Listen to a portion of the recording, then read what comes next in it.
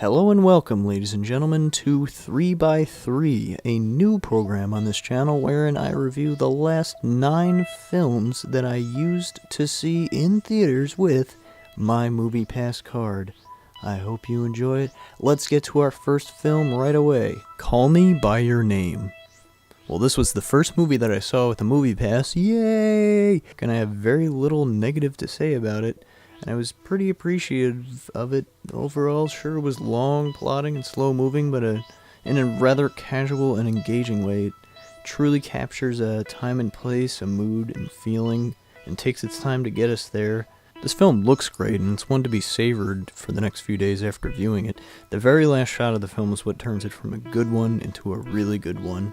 It's pure cinema and fills the viewer with emotion more than anything that preceded it due to its incredible weight. And there are also two schools of thought on how the movie should be viewed, either as a beautiful snapshot of an innocent but passionate love affair and connection between two people that transcends gender, or it's a very tragic tale of a lad's first heartbreak by a manipulative influence. The answer lies somewhere in the middle in this bittersweet story of what was based on a book I haven't read. I'm not opposed to reading, I just haven't read it yet. Sufjan Stevens got Sufjan snuffed at that rinky-dink award show. Tim Chalamet with a white wine sauce. Hey, this movie did get plenty of recognition during award season. Bring your overly sensitive religious friend to this, see what they say. Maybe they'll go to hell and it'll be your fault. Prognosis, solid recommendation. The Square. Watched this over at IFC in a tiny packed screening room, and it was great experiencing the uncomfortable, funny, joyous moments with an audience. That's pretty much what this film is made up of. It has a methodical sense of repetition, as did Ruben Östlund's previous film, Force Majeure. But whereas that film had a central story about marriage, this one never sticks to one mood or focus. It takes on the pomposity associated with modern art, poverty, guilt, morality, and plenty more, but all of that is a lot to take on. To some it may seem aimless, but the filmmaking is so assured in its intent that the handful of sequences that could have been trimmed or removed entirely can be looked past. It's impressive to see how many museum gags they threw in over the course of the film, and the absence of direction, which feels like a knowingly purposeful decision. Alison Moss could have been completely removed from the movie, for example, but there's too many hilarious scenes that involve her that I can't imagine the movie without her. So although it was not a perfect film, it really felt confident in its delivery. I liked the somewhat unlikable lead. So although it wasn't a perfect film, it really felt confident in its delivery. I liked the somewhat unlikable lead. There were constant solid laughs for the whole 140 minutes. I dug it enough to buy a physical copy. What is a perfect film anyway? I don't think this one even set out to be. I loved it. Prognosis, strong recommendation. The Phantom Thread. Alright, so I guess I'm a pleb because I wasn't really finding anything too intriguing about this film beyond the surface level, and I ended up rather indifferent and somewhat frustrated at the thought of having missed something. The thing is, it looks exquisite, which matches the obsessive nature of the main protagonist. The acting is right on, very strong all around, with a small and focused main cast of 3. And of course the music is from Radiohead's Johnny Greenwood, and it's beautifully interwoven into the film, and for almost 3/4 of it, as a matter of fact. That too proves to be expertly designed. But what's actually going on here? There isn't much in the way of plot or character arcs. It's a simple premise of a very serious, stiff upper lip dressmaker played by the always dedicated Daniel Day-Lewis, whose usual safe routine gets upended by his new muse, who's more sentimental and rambunctious, at least compared to his character. There are a few humorous moments for sure, such as the scene where putting jam on toast is suddenly the loudest, most shrill sound ever, and of course Leslie Manville threatening to knock out Daniel Day-Lewis's character was epic. But at a certain point, I can't say it's worth returning to anytime soon. It all just sort of felt like fare for the older generation, perhaps a shoo-in during award season. Many other Paul Thomas Anderson films come to mind before this one in terms of originality or staying power. It's a good movie for all intents and purposes. It's well crafted, but I can't say that it's engaging throughout. A rather good movie to put on in the background, perhaps, to casually watch or to be looked at and discussed like a conversation piece, rather than an engrossing film. I'll recommend it to my older self. Prognosis, weak recommendation. Tonya. This was screened at Nighthawk Cinema in Williamsburg, and I arrived just in time after being denied entrance to Shape of Water. I want to get behind it, but it starts out making broad jokes about domestic abuse and Harding's redneck upbringing. I have plenty of respect for Margot Robbie now, though, who I was apprehensive about at first, but now after seeing her performance here, I have faith in her new choices, whatever it is, now that it's a post-Suicide Squad world. She really knocks it out of the park and elicited the most laughs. There's a lot of questionable taste in this movie, though, lots of broad stereotypes, and it's a bit too self-aware of just how off-the-wall and wacky it's trying to be in its comedic depiction of simple folk and toxic relationships. It takes a serious turn at a certain point, which is hard to do once you've been mostly unsuccessful making light of sensitive material. It plays like a gleefully unauthorized biopic, and though it was never overstepping its bounds or veering off the rails into non-entertainment, it was certainly trying to tell a rather dark story in a more humorous and tongue-in-cheek manner, that's for sure. It does, however, carry plenty of emotional weight, even though Allison Janney's performance was a little too over-the-top as the mother. Sebastian Stan put in a good turn as Harding's abusive boyfriend. It jumps around in mood every scene or so, and is keen on prompting the audience to laugh and then feel bad a scene or two later for laughing. Prognosis? Weak recommendation. Annihilation. I wanted to like this one a little bit more than I did. I can't say that I can even really recall much of what happened in this film in the first place. I know that Oscar Isaac is barely in it, but turns in a great performance, and Natalie Portman is pretty solid as well. It's the next step after 2014's Ex Machina, and it's just as weird and unsettling in its portrait of artificial intelligence.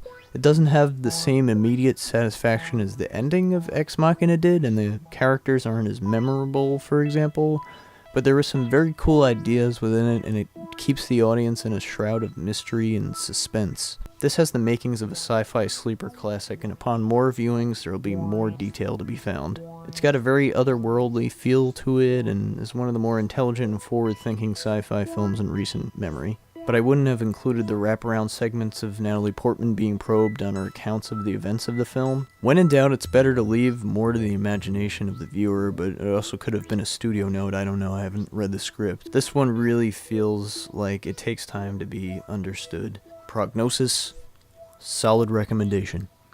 Red Sparrow. Critically, this was recognized as a disappointment to the point of being immediately subjugated to being the center of controversy surrounding depictions of women in movies and some shit, whatever. This seems to be more of an homage to exploitation cinema, only now we get this movie in a different time than the freewheeling 70s and early 80s when on-screen animal deaths were whatever, with boundaries still being crossed in terms of good taste and morality within filmmaking. All things considered, this one doesn't go too terribly far in terms of bad taste. We do get some grisly violence here and there in the beginning stages of a rape scene, which then turns into a death scene, but it's not controversial enough for a movie in 2018, maybe in 1975. It's fun to think, though, that casual moviegoers were blindsided by this, though perhaps they all learned their lesson with "mother!" exclamation point. It's certainly not making any grand gesture towards female empowerment.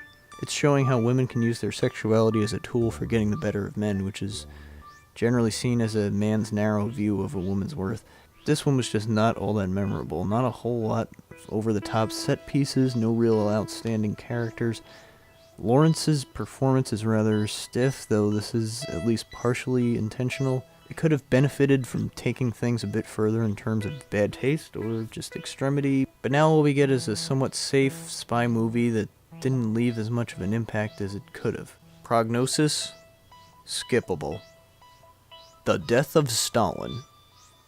This one had a real auspicious trailer, darkly comedic satire featuring an enthusiastic cast of Steve Buscemi, Jeremy Talbot, but most excitingly, Michael Palin! This was as fun as a grim portrayal of Stalin's USSR could be. Scenes of violence and unpleasantness are in there, not to excess, but enough to show how serious things are in this part of history, to then make the satire more effective. It's calculated in that it doesn't get too abrasive too often, and succeeds instead in showing us how human these bastards are. They're never forgiven or excused for what they do, but perhaps we can understand how and why it's happening. You get both broad comedy and clever wordplay, and there's a feeling that everyone is trying to be the best team player that they can be. It helps that even though it's Russia, Buscemi still speaks in English with an American accent, Palin in an English accent, etc., so that it doesn't get in the way of the comedy. Hey, wouldn't it be funny if Jennifer Lawrence just kept her American accent in Red Sparrow? Oh wait, she already did.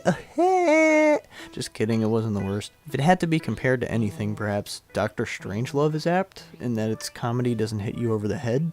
This one is the same type of movie to have a line like, "Gentlemen, please, no fighting in the war room." Pretty grateful a movie like this came out, and I really enjoyed it. It's got a rewatchable quality for sure. You'll be laughing throughout, and once again, so pleased to see Michael Palin where he belongs, in a subversive comedy film, and not on the cutting room floor from You've Got Mail as we both were. That is 100% factual. This is not a joke. I was deleted as an extra, and Palin had a subplot also removed from the film. This factoid I will take to my grave. Also, I'm meeting John Cleese in July. What should I ask him? Prognosis? Strong recommendation. Strong like Stalin. Unsane. So this is one of the first major releases to be shot on an iPhone from the very varied in type and quality filmography of one Steven Soderbergh. So the gimmick of an iPhone movie doesn't get in the way of the film, and in fact ends up being the right choice for the creepy feel of the movie. The camera's a consciously intrusive presence and isn't distracting except for perhaps the first minute or two if you're not already clued in on the fact that it will be shot this way, since it's not particularly advertised as such, in the way that maybe Tangerine was. The mysterious ad campaign, or at least from Brooklyn subways, caught the eye without giving away any information on the movie whatsoever. This one twists and turns and legitimately takes the audience on an unexpected journey of various film tropes and how they're applied. It's not the most original concept, but the way it's executed is interesting and sustainable enough to carry the film through its short and appropriate running time. There are a handful of interesting horror psychological movies that all have a simple premise, usually from A24 or IFC or Bleaker, and those are the ones that will turn off the fans of jump scare horror films like Truth or Dare. I'm sorry, Blumhouse's Truth or Dare, while the real lasting impact rests on films like Unsane. Prognosis? Solid recommendation. Francis Ha. This is the first on this program that was a classic film and not a current one at the time. Videology hosted this one with a vodka on ice, which was the drink that applied to a point in that film for that particular evening. It helps to watch this one with people, both for the laughs and for the parts that make the viewers self-conscious and leave themselves vulnerable to an existential crisis. Perhaps if they are a young and budding 20-something lady in the big New York City trying to follow their still kind of unclear dream, and most of that applies to me. I'm working on the being a lady thing. It's a pretty simple plot. Greta Gerwig has a best friend but struggles to keep her at a comfortable arm's length. It's pretty relatable for a specific sect of people, and its downfall may be that it only speaks to those people at a certain age and period in their life, but it's genuine and vibrant enough in its very knowingly indie approach of black and white film to portray the struggle of a person confused but determined. Perhaps there are shades of Stranger Than Paradise. Definitely worth a view, though, to see what Greta really has to offer. I'd take this over Lady Bird any day of the week, and definitely over Mistress America, that's for sure. Prognosis? Solid recommendation. Well, thank you, that's the conclusion. Not a bad roundup, actually a lot of solid movies in there. But I am bummed that I missed out on screenings of both Dawson City Frozen Time and The Little Fugitive. Thank you. See you out there later, folks. Stay sexy.